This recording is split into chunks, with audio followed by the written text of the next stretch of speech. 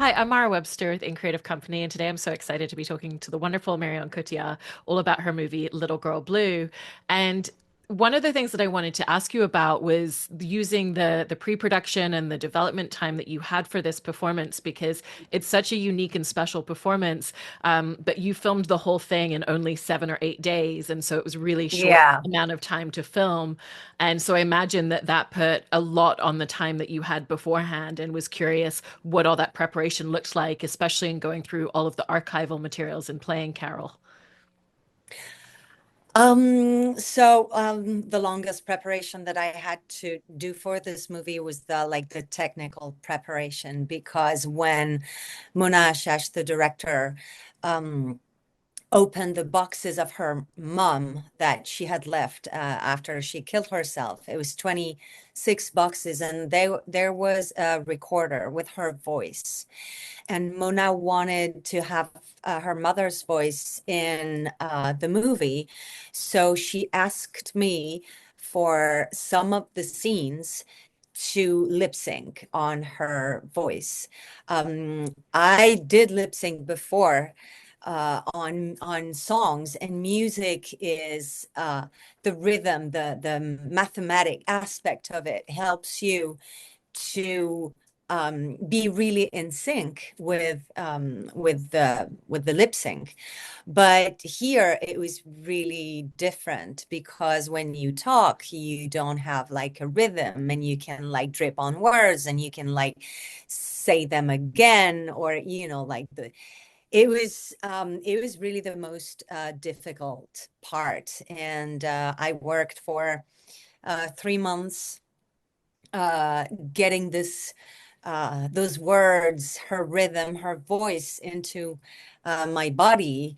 And that was, yeah, that was the biggest part of the preparation. Obviously, I had a lot of material, videos, photos, and the book Carole Achache wrote, and also the book of her mom. Um, and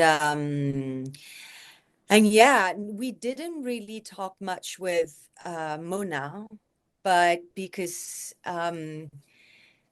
she wanted me to have my own journey with Carole and all the material that I had, which was very emotional, and also um, there was also something that was very important besides the book she wrote and that was edited. It was her notebooks, where, yeah, the personality of someone is not hidden in notebooks because you write them for yourself. And so that was something that was very important in discovering who she was, what she went through, and how she expressed it to herself. With what you were describing about the lip syncing and how challenging that was as well, it was making me think about the fact that part of this movie is seeing the process into the character and out of the character in these little moments. And so was there kind of a gift in that style of filmmaking that allowed for these moments of imperfections if they happened once you were filming? Well, yeah. Actually, that when I read the script, everything was written but that, because I didn't expect that I would, in a way, fail, that it would be so hard on set. I know that when you learn a technical thing for a movie, I know by experience that you have to work like twice more or three times more, because when you're going to be on set, the emotional aspect and the way you have to create the space to lose yourself with all the preparation you did, and to let this, I would say, I would call it like the accident happen that create, if you're lucky enough, the magic. I know that you're gonna lose like almost half of the technique that you tried to master for all the preparation time. But I didn't expect to lose that much. And I remember the first day I couldn't do a whole scene without stopping myself. And I was so mad at myself. And I knew that I had worked, but I was like, maybe I should have worked like 6 months instead of 3. And I went to see Mona and I said, I am ruining your film. I mean, I'm not good enough for this. And she said, no, I'm going to use this. And I was like, yeah, but it has nothing to do with your mom's life. It has nothing to do with the relationship you had with her. And she said, well, if I wanted to like do like a classic biopic, I wouldn't have written that first scene when you come as yourself, as an actress, and you get into the character. So don't worry, it's going to be interesting. Part of me was like, well, she's reassuring me because she has no choice. Like, she cannot call another actress going like, well, my actress fails. I need someone who does it better. And at the same time, I believed her because I saw um that she was sincere when she was telling me, don't worry about it. It's your way of getting into the character and it's going to be interesting. But I have to say, it was really hard. And when I saw the movie the first time, I questioned that part of the movie again. Not that I didn't want to show myself um, in a complicated situation as an actress. I really don't have that kind of ego, but I question again, is it interesting for the audience to see this? And when I saw the reaction of the audience, I was like, okay, well, it might be interesting because I can feel that the emotion they get from it is there. But but as soon as I started the scenes with my own, I mean, own voice, with the voice I had created to match Carole's voice, I started to be more, I don't know if confident is the right word, but I started um, to be to have the pleasure, the pleasure of acting. And I think that does a lot even when you have like a very strong, intense, and complex and sometimes difficult character. If you start to feel the pleasure of, acting, then it leads you somewhere. Absolutely. And there's also such a unique aspect in the relationship that you had with Mona as a director on this project because you also share scenes together on camera. And some of them are incredibly emotionally layered between the two of them. And I've heard her describe it as she felt like she was the director, but also the daughter in those moments and filming that with you. And I was curious about your experience on the other side of it, whereas for you, you're fully embodying this character, but it still feels like it was probably something very different to usually going in with a scene partner. It was. Yeah. It was because she was not really acting, but she was. And I was acting, but I was not really acting as well. I remember the first time we did the tests for light and makeup and costumes. And so I spent a lot of time in the makeup room because they wanted to experience all the aspects of the timeline. She goes old, so by the end of the movie of the shooting, I had 5 hours makeup to make me look older. And but the first time I had Carole's face, I was about to get out of the makeup room, and I stopped myself and I was like, wow, I had like kind of a mixed feelings. That was, I want her to believe what she sees, but I don't want to move her too much. Or do I? I was like, it was confusing. I really wanted her to have a shock, but I was like, am I allowed to like create this. And then I remembered, well, she asked me to do that. And obviously she might not know what kind of feelings she will have, but if it's strong and intense, that means that it works. But like you play with more than emotions, you play with the life of someone. But she created the space for us to do this. And when I came in front of the camera, it was really, really intense. And at the same, so, and I always had those mixed feelings. And throughout the shooting, sometimes she would come to me and smell because I wore Carole's perfume.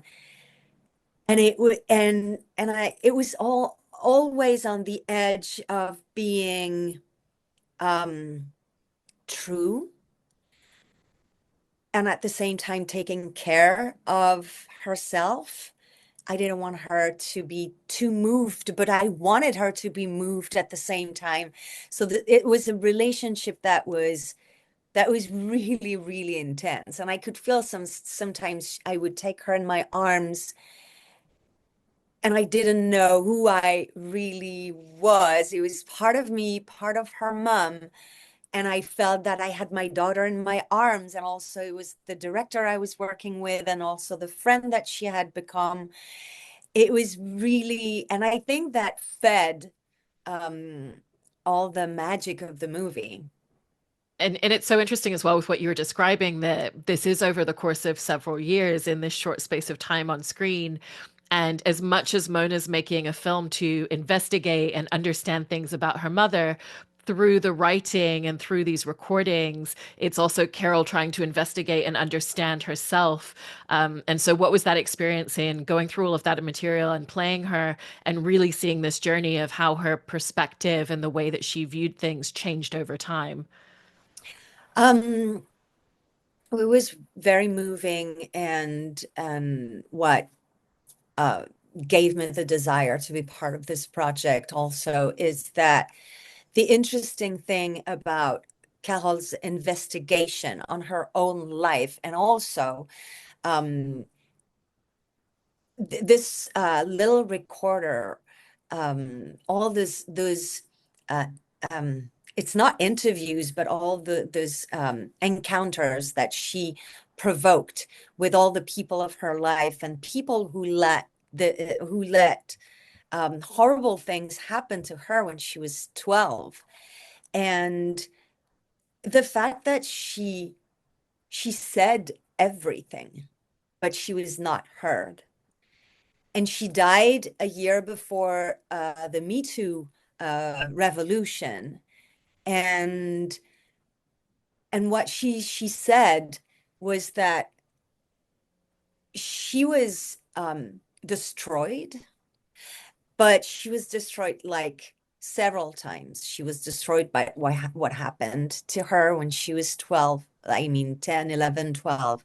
And also, she was destroyed by the fact that people she talked to, people she um, told her story to, the drama of her life, wouldn't really listen to her, or wouldn't really take her words as um and her pain.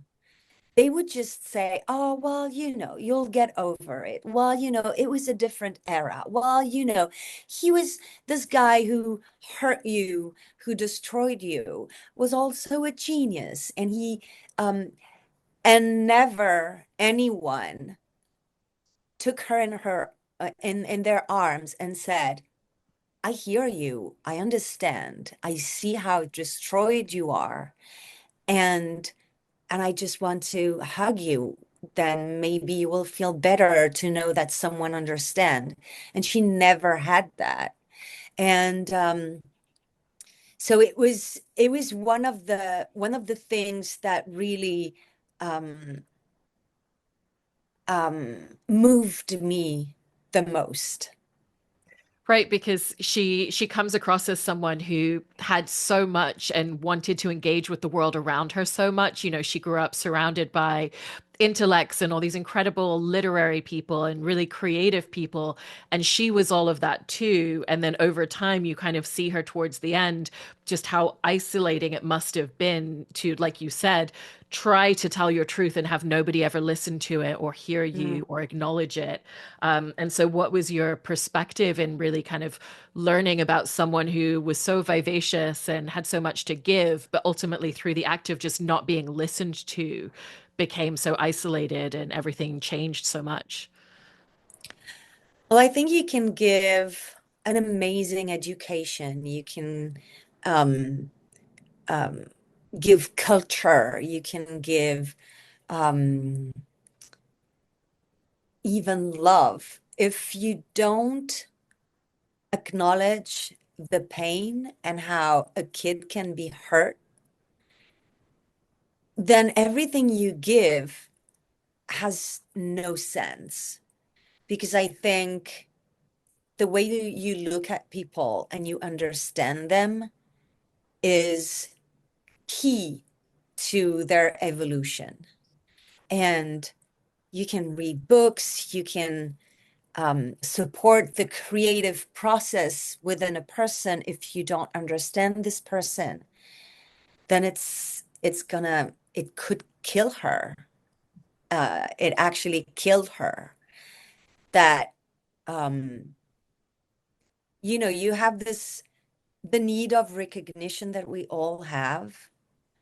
Um, if you destroy this, if you don't want to give recognition to your kid, to your friend, or this is something that combined with understanding a person can really hurt deeply. And that's all she needed. She needed to be recognized and heard and understood. Because it also comes across as a film that is exploring the cycle of trauma and how it impacts the generation after, because her mother had also gone through things, you know, and so that influenced the way that she responded to Carole's experiences and kind of not really understanding. And then Carole, you know, also didn't necessarily do right by Mona when she was going Mhm. through things as well, because she also just didn't have the tools in understanding, even though she wanted to be able to protect her daughter. And so, what was your view of like the way that Mona was telling the story, not just about discovering her mother, but discovering this cycle and how it passes down generation through generation? Well, again, that was an aspect of the project um, that really um, that I connected to. I think as long as a trauma travels through through time and generation, and no one is taking care of it, like trying to do like I would say like a deep cleaning, kind of um, a factual and also a spiritual deep cleaning of it. It it reproduces itself. And what I think is beautiful in um, Carole started to do it, like just already by um, talking to people, going to um, questioning the people who were like around and who saw it happen. But then she was not supported by anyone. The fact that Mona is doing this movie and she's supported by a producer, by a crew, by actors, by her family, um, her daughters, and her son. There's She really started this process of healing, and I think I mean, an artist. The fact that an artist will take the pain that is inside and will transform it into art. Um, I think it that's what I do this job. I think it's one of the most beautiful things. Um, and when it comes to also starting or continuing a healing process, um, I find it so moving and so beautiful. And to be part of this was very important for me because, I mean, we all have in our family, in ourselves, like um, experiences like this. Like since the Me Too movement, we started to have like all the stories coming out because we need them to be heard because we need it to stop. And and I think Mona's movie is such a beautiful gift to herself, to her mom, to her family, but also to to the world, to this movement that is starting and that needs to grow. Then maybe one day we'll be able to live together without hurting each other like we still do. I think that's such a beautiful point, and I love that description of it. And it also makes me think about, I've heard you talk about really your interpretation of Carole and going through all of this material and spending so much time and really seeing her as a mother who loved her daughter so deeply, Yeah. which was very different to Mona's experience, which was it was Mhm. actually really difficult growing up with her, and there were a lot of issues between the two of them. And I was curious about what were some of the details that you found, or some of the writing that you found that really just connected you to that idea and made you so certain of that early on. There was one picture that it was one of the first pictures I saw, and I fell in love with this picture. And it's Mona who's in the t-shirt of, Carole is wearing a t-shirt, and Mona came in the t-shirt, and they have their two heads out of the hole, and I kept this picture for 3 months and I would look at it every day. And then also some footage of that I had of like a holiday when they were very young. And I could see the way she looked at them, at her kids, and sometimes the way she would play with them. And I could feel this love. And I remember when we were on set, there was this picture that was on the wall, and I was looking at it, and I was looking at all the pictures, but I was looking at this one that I had looked at for like days. And Mona came, and I said, "It's so beautiful the love she had for you." And Mona was kind of she she looked at me. She was like, "No, well, I didn't feel the love. It was so hard to be her daughter. It was, and then she looked at me and she could feel that I saw this love and there was this connection between us. And she started to understand what I was seeing. And through my eyes and my understanding and my maybe interpretation of all the material I had, she started to believe what I was feeling. And that was beautiful because I think that's, in a way, one of the things she was looking for. And it was really like genuine. I didn't think, oh, I'm gonna, you know, give her this message or something. No, it was just like something that was happening, and that was a beautiful day, that day when she, through my emotion, felt that her mom actually loved her.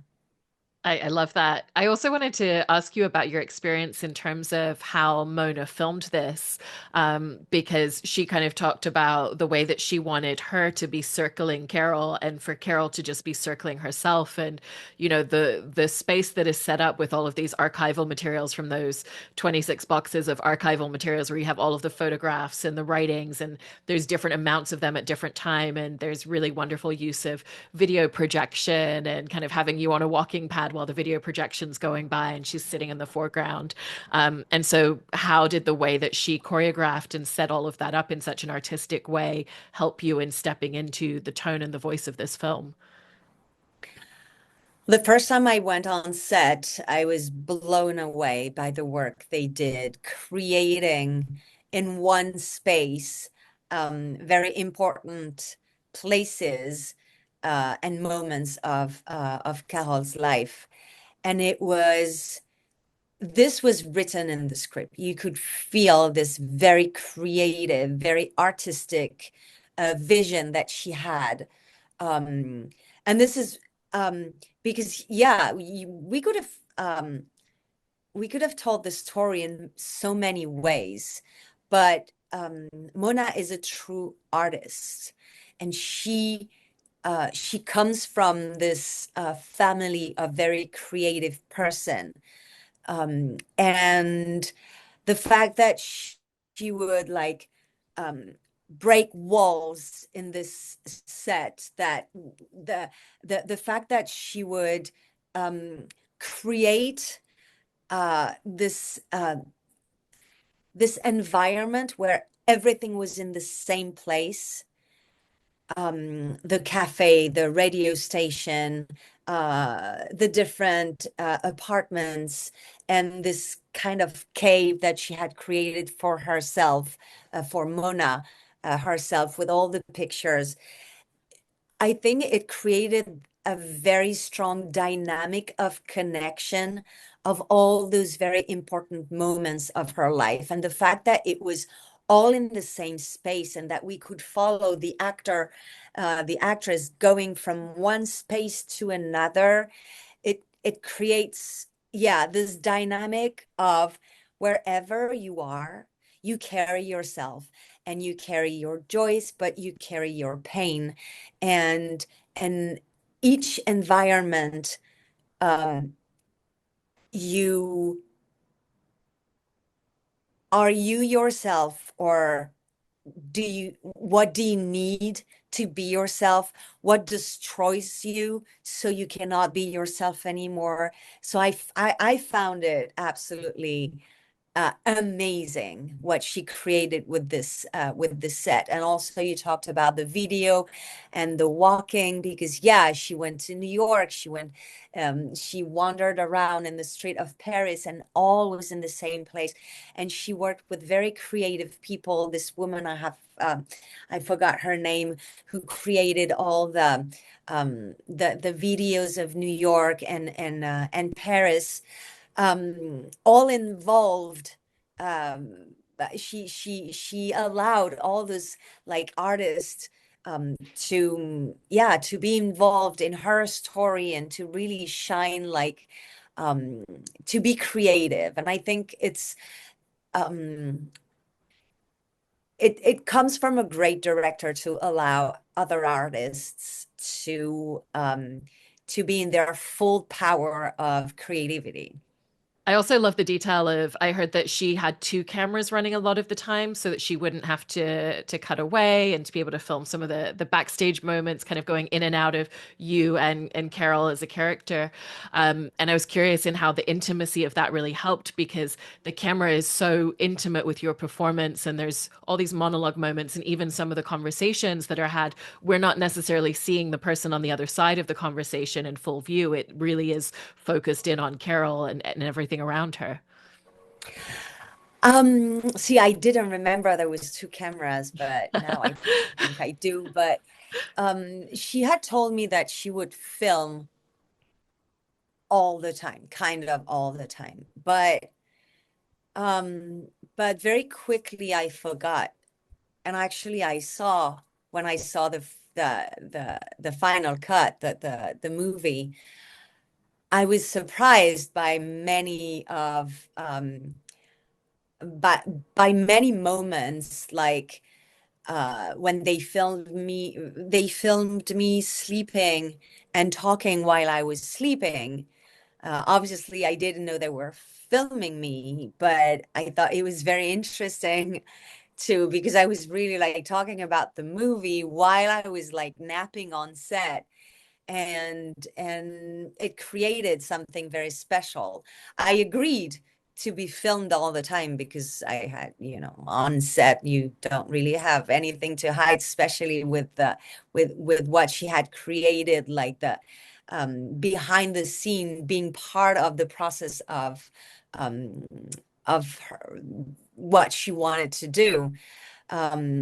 So, but yeah, I totally forgot the cameras that, I mean, the camera that was taking the behind the scene.